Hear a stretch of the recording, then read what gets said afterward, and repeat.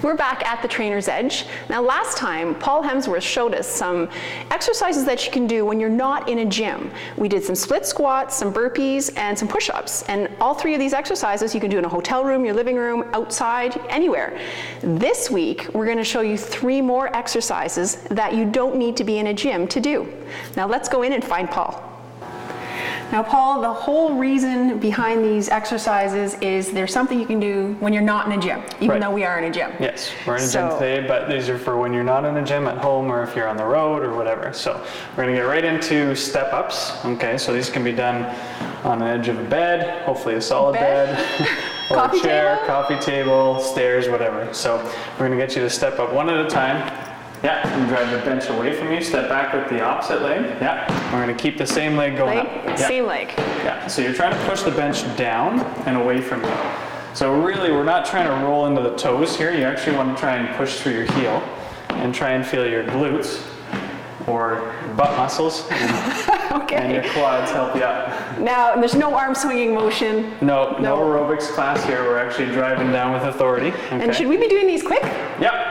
Because we don't have any other weights on us. So okay. You can switch sides, switch legs.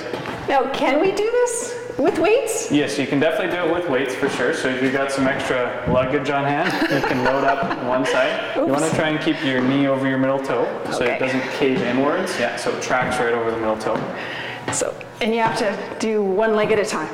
You can do both, but I find it's kind of nice to adapt to one side at a time and then try the other. Good.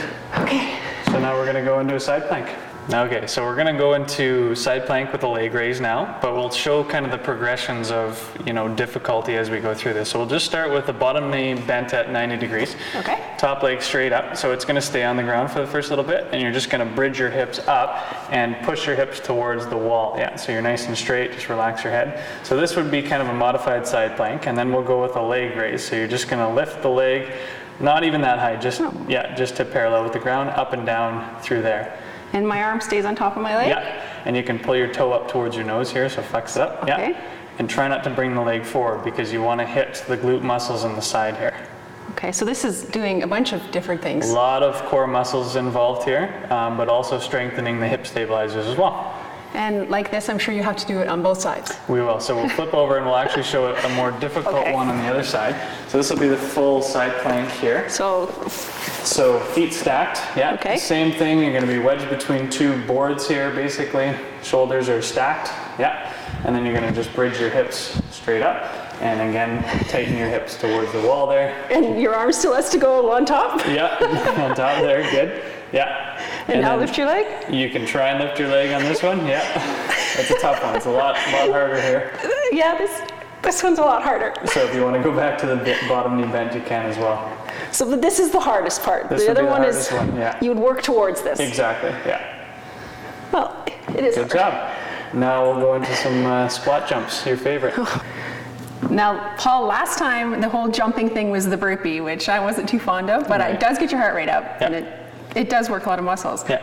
What are we doing now? So we're doing something similar, kind of the end phase of that, which is just the jump squats. So we're going to do the same thing, but just the very end of the burpee here. So what you're going to do is just take a squat stance. It'll just be about shoulder width apart, a little wider than that. Okay. Yeah. And then you're going to kind of come down into a squat, arms back, and then jump up and bring your arms straight up as high as you can. Now how high do I have to jump? As high as you can.